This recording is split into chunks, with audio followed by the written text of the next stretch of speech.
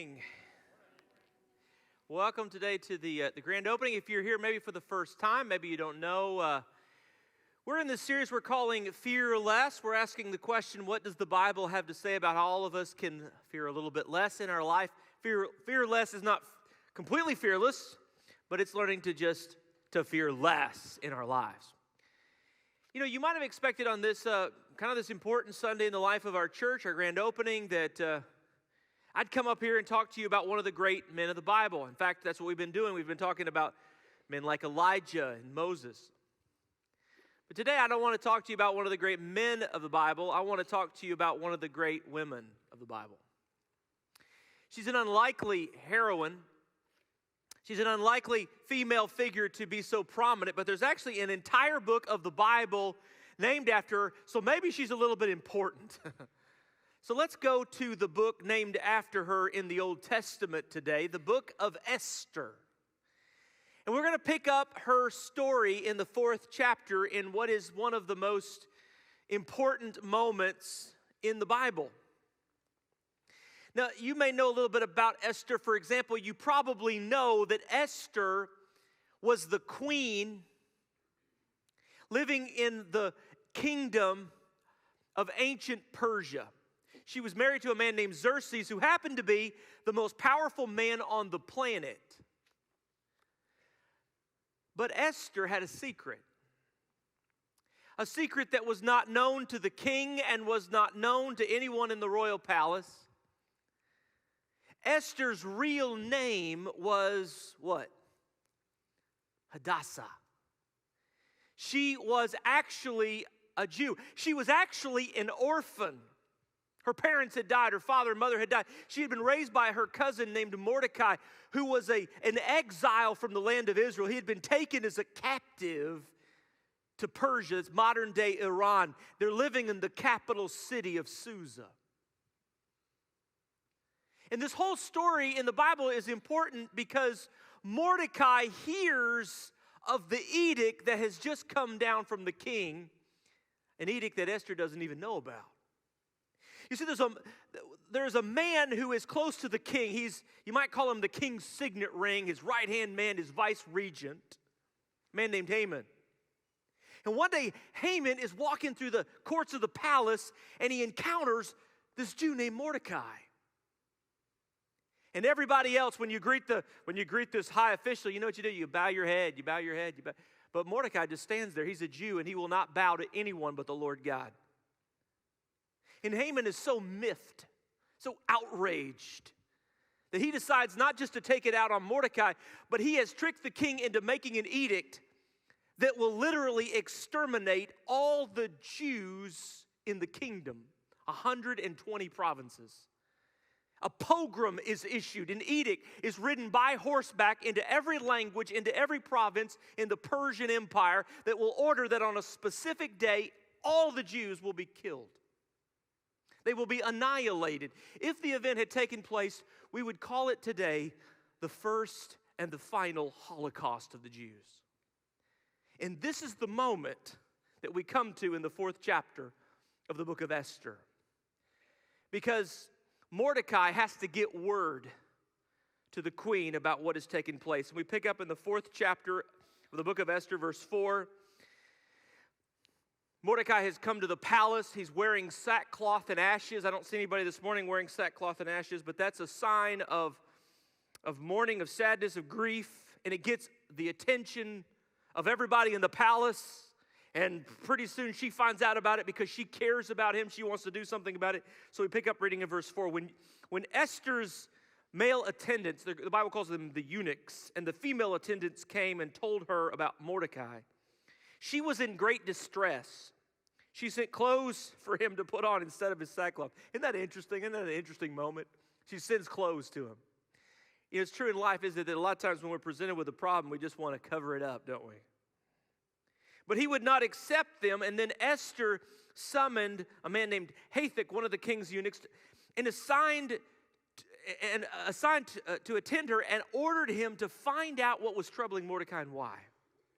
So here this guy comes up to Mordecai in his sackcloth and ashes. Verse 6, so Hathach went out to Mordecai in the open square of the city in front of the king's gate. Mordecai told him everything that had happened to him, including the exact amount of money that Haman had promised to pay into the royal treasury for the destruction of the Jews. He was prepared to pay big. He also gave him a copy of the text of the edict for their annihilation, which had been published in Susa, to show to Esther and explain to her. And he told him to instruct her to go into the king's presence, to beg for mercy and plead with him for her people. You see that moment? Mordecai is saying, you're the queen. Go to the king and plead on behalf of your people. Verse 9, Hathach went back, reported to Esther what Mordecai had said. Then she instructed him to say to Mordecai this, verse 11. All the king's officials and the people of the royal provinces know that for any man or woman who approaches the king in the inner court without being summoned, without being summoned, the king has but one law. They be put to death. Oh, that's a nice law, you know. You talk about putting out the unwelcome mat, you know. People come by your house, you know, you don't want them to be there. Death. Put them to death. Unless the king extends, listen to this, the golden scepter. Do you know that archaeologists have found examples of this from this king where he is extending his golden scepter? So if you walk into the presence of the king and his golden scepter is back here, you die. But if he extends it, you live. So you're really hoping that he's going to do this, right? I mean, even if it's by accident. But 30 days have passed since I was called to go to the king. Like, I can't just show up now. Verse 12. When Esther's words were reported to Mordecai, he sent back this answer. Do not think that because you are in the king's house, you alone of all the Jews will escape. Don't think just because you're the queen living in the king's house, you're going to be okay. Verse 14, for if you remain silent at this time, relief and deliverance for the Jews will arise from another place, but you and your family, father's family, will perish. In other words, I'm dead if you don't do something about this. And then he makes this comment, one of the most memorable texts in the entire Bible. Some of you have heard this before, and you didn't even know this came from the Bible, but it comes from this passage. It says, and who knows? Mordecai's talking to Esther, and who knows? But that you have come to your royal position for such a time as this. How many of you have heard that saying before? For such a time as this. It comes from this passage, this moment. Who knows? But that God has placed you here in this moment. He's given you this power and this position and of influence for such a time as this. Our message today is real simple, real short message today. Don't be afraid to stand up for what's right. As I was thinking about this passage over the last few weeks and just kind of getting ready for this Sunday, and I started putting myself in the shoes of Esther and Mordecai. They both are struggling in this moment about what to do. And I want you and me to just put ourselves in their shoes because, there's going to come a time in your life and in my life when we're going to need to stand up for what is right. What are we going to do or not do? So let's think about one of these questions. What happens if we don't? What happens if we don't stand up for what is right? This is Mordecai's concern. Now, put yourself in Esther's shoes for a moment. Like, she's thinking to herself, I don't want to do this. In fact, her reaction, you might say, was initially one of fear. I want to show you kind of what I'd call the chain reaction of fear in our life. So here it is, real quickly, 3 things here. Fear, this is what fear does. First of all, fear leads to silence. You ever been scared in the middle of the night? You heard some sound, some noise in the house. Turned out it may have been the dog or the cat or something, Something outside, a raccoon or something, But you woke up and you're just, what were you? You suddenly, your eyes are big. It's like you opened your ears. You can't really do that, but it kind of feels like you did that. The only thing you can hear is what? The sound of your beating heart. And you're just thinking, oh my gosh, what is it, It's amazing in that moment when you should be like active and maybe like doing something, what are you actually doing? You're frozen, immobile, doing absolutely nothing. You are silent. You're almost like saying to yourself, shh, don't say anything. If I don't talk, I'm invisible. fear leads to silence. Now, that's just the first step in this chain reaction, because what it leads to next is for you and I, because we don't want to, get hurt or anything. It leads to us not wanting to do anything. A big word for that is, in the Bible, is this idea of apathy or indifference. I'm not just going to be silent, but I'm going to not do anything that would make me be affected. When I was in college, I had to take all these classes. And in all these classes, they would assign what they called a research paper. How many of you just love research papers? Anybody here? Yeah, nobody ever loved the research paper. But I got this idea in college. I said, well, what if every research paper I write, I just talk about the same topic, right? So I never have to do any new research. It's kind of a good idea. Just don't let the teachers look at each other's, your notes. So I was interested in one of the most horrible events of the 20th century, the Holocaust. I was interested in that question, so that became my research papers. I have 3 research papers. They all look exactly alike on the Holocaust. And I read Martin Gilbert, who wrote the famous book on the Holocaust, and why it happened. And he explains it.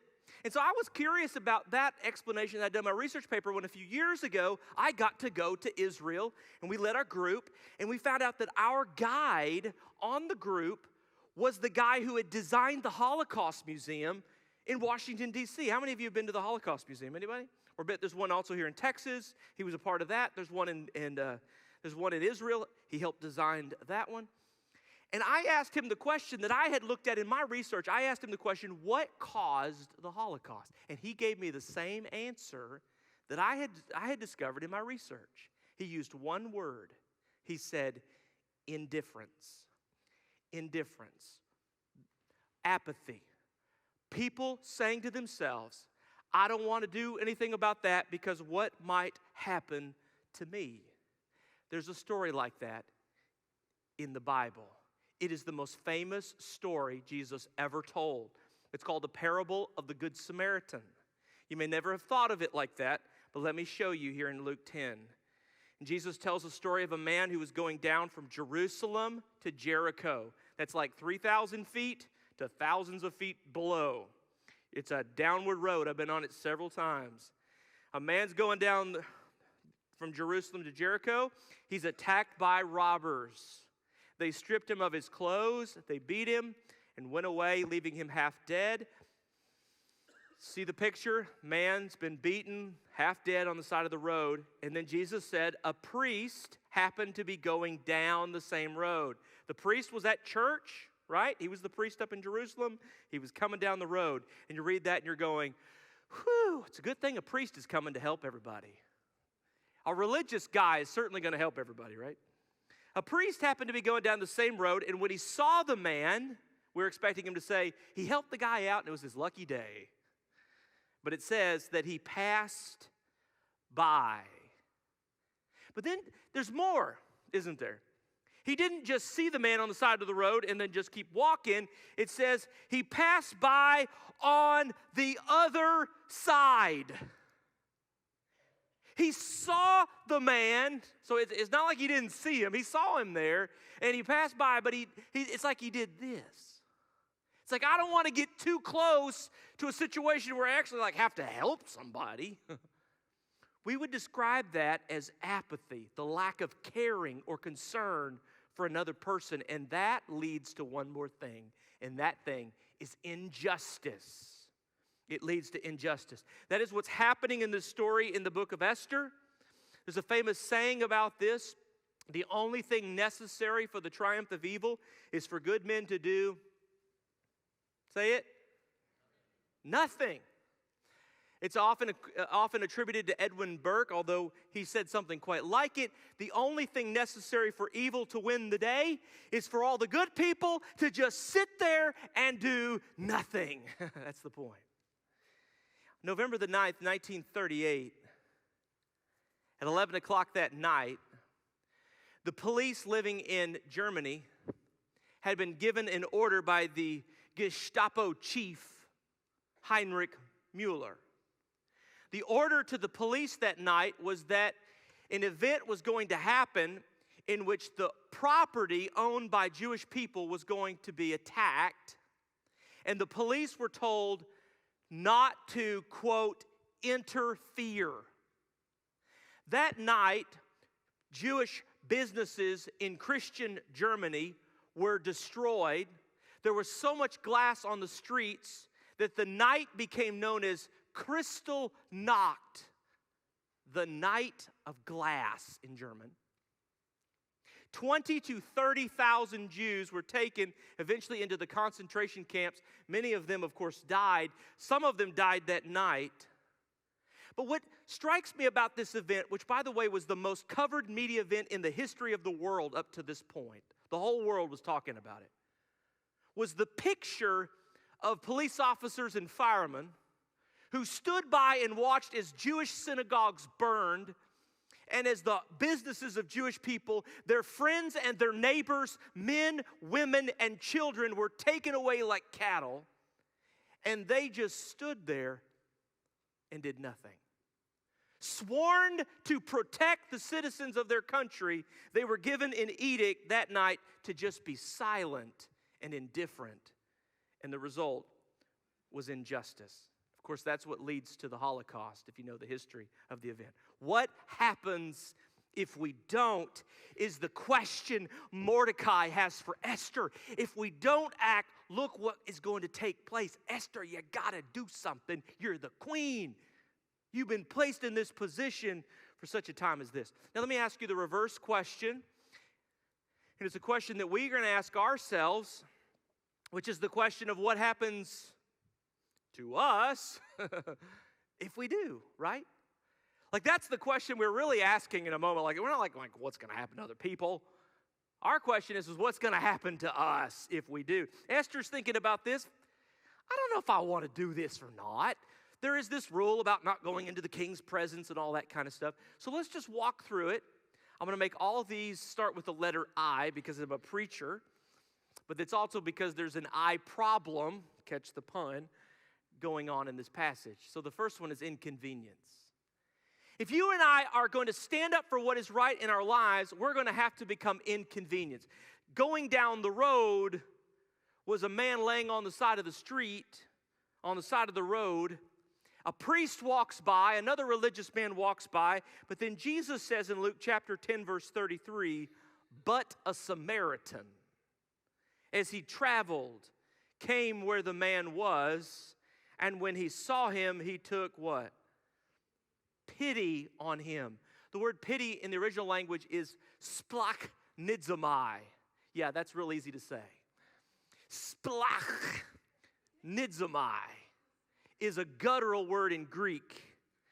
You have to use your stomach muscles to say splachnidzomai, and you're going to get spit on if you're standing close to somebody when they say it. It's because the word is guttural in its meaning. It's visceral, we would say. Visceral is when something that you see happens, you feel it right here in your gut.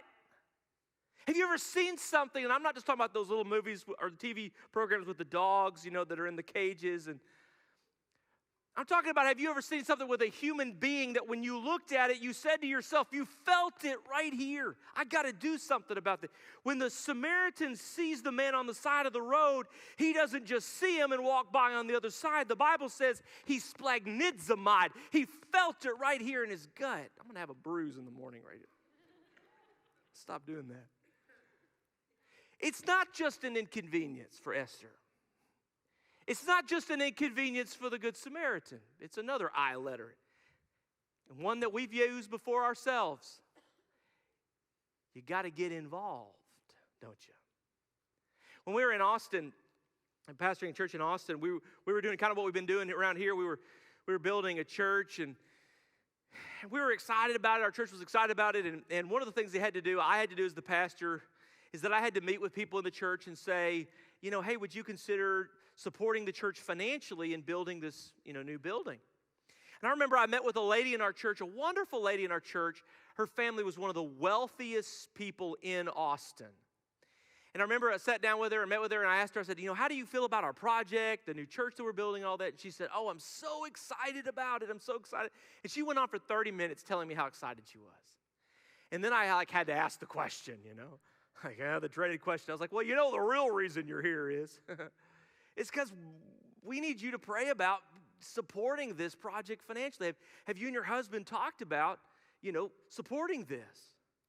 And she said, yes, I went home. I talked to my husband, and he said to me, I don't want to get involved.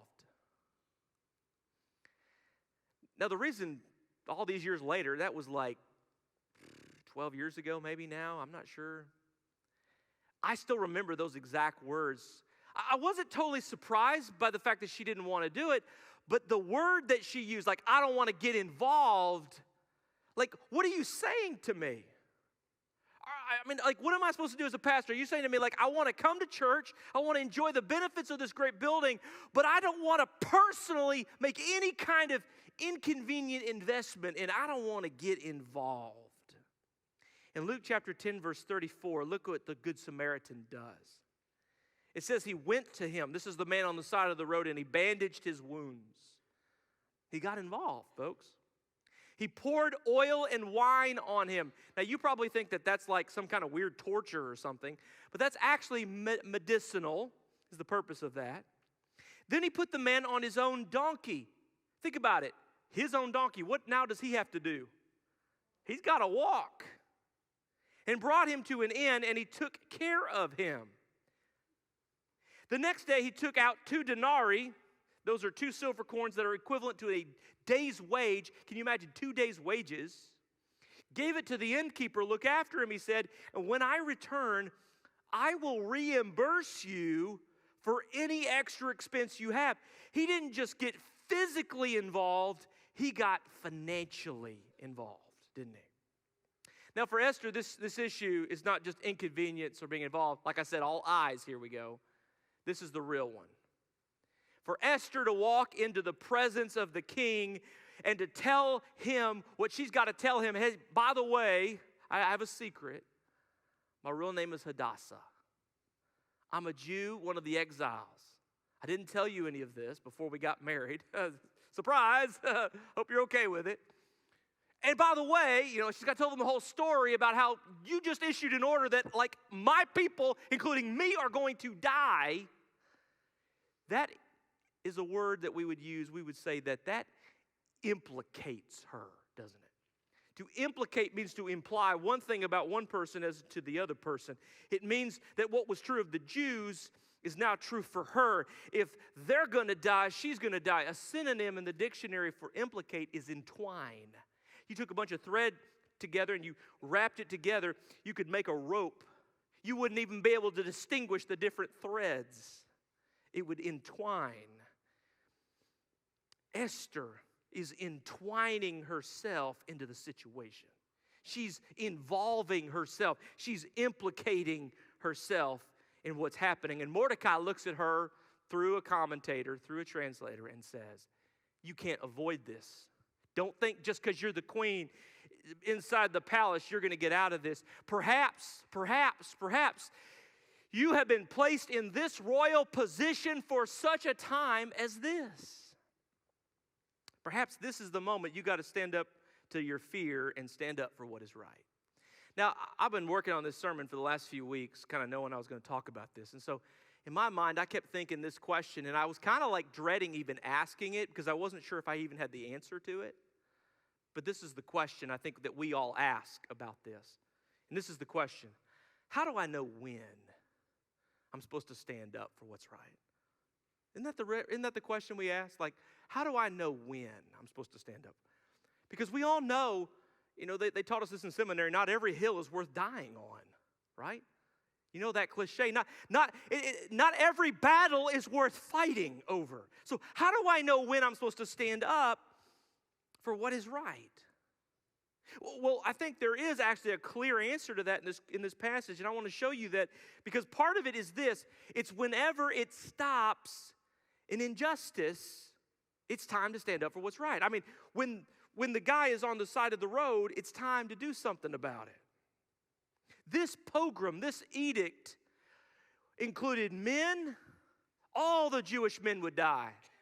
Women, all the Jewish women would die. And innocent children, all because a man named Haman was offended that Mordecai wouldn't bow in his presence. It is never acceptable to issue a genocide of everybody just because somebody makes you mad. I mean, that is always wrong every day of the week. Jesus faced a moment like this in John 8. It's one of the most famous stories. A woman's caught in the act of adultery. Religious leaders drag her before Jesus. It's a trap. They say, what does the law say? Well, the law says that such a woman should be stoned to death. Jesus, what do you say? The whole situation is a difficult one for Jesus.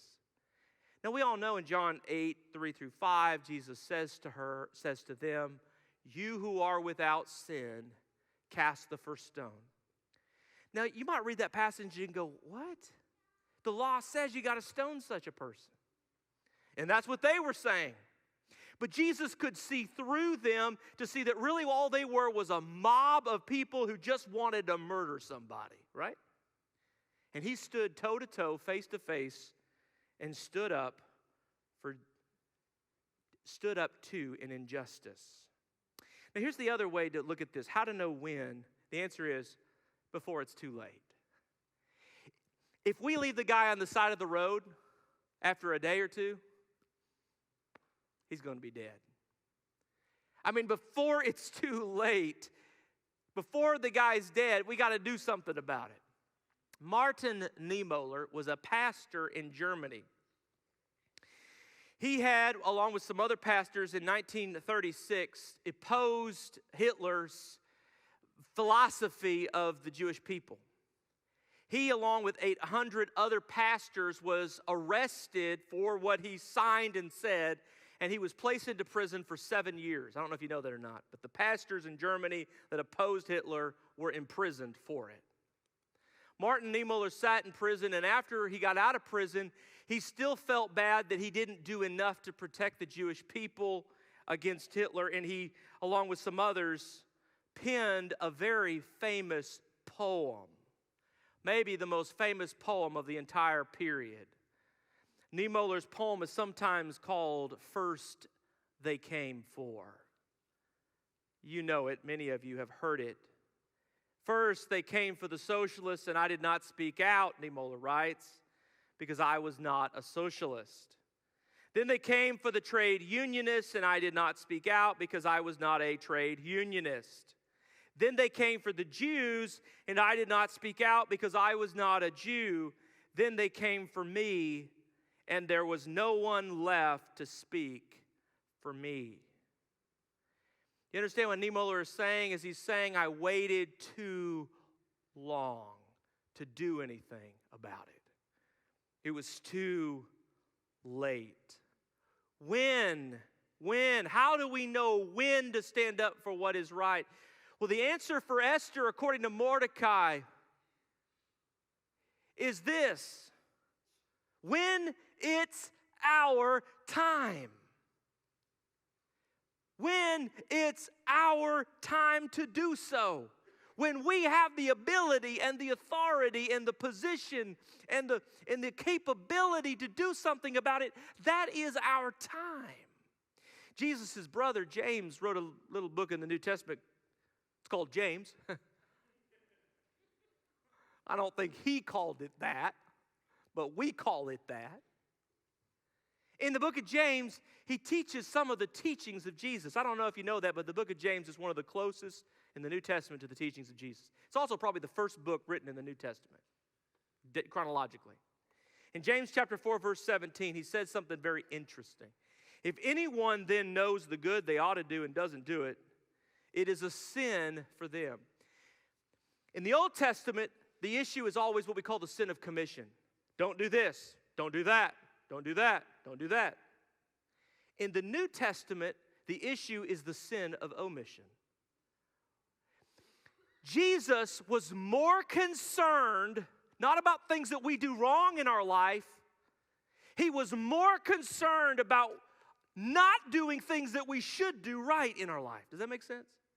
He was more concerned about the sin of omission than he was about the sin of commission. And that was what was going on all through the New Testament.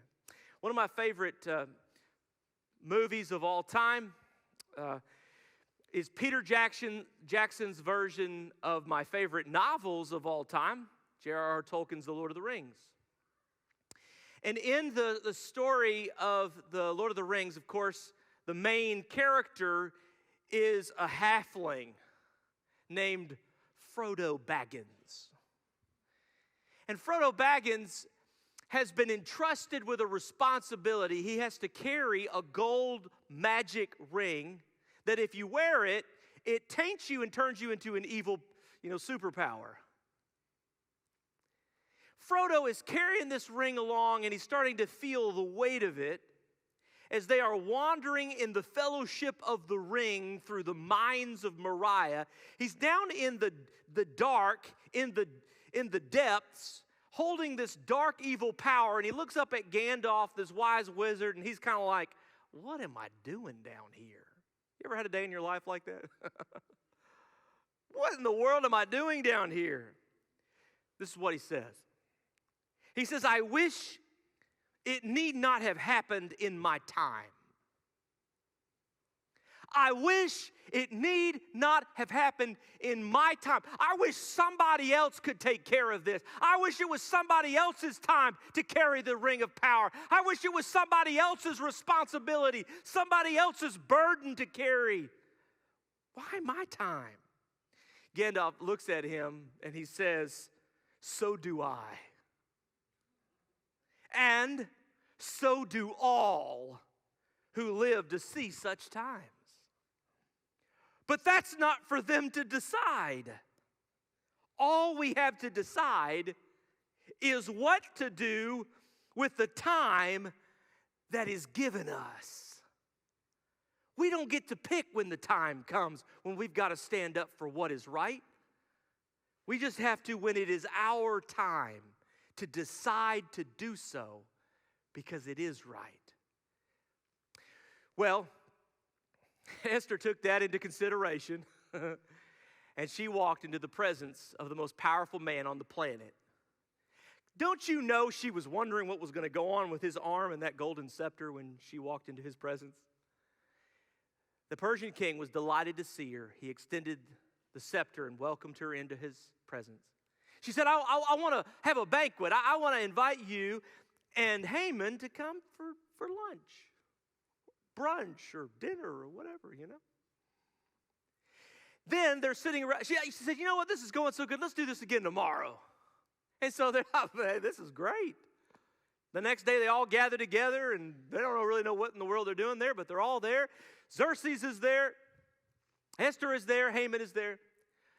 Xerxes is like, what are we doing here? She says, well, I just wanted to tell you about your signet ring, your vice regent over here, about how he's recently issued an edict that is going to kill all of my family, all of the people that are related to me, and by the way, will lead to my own certain death.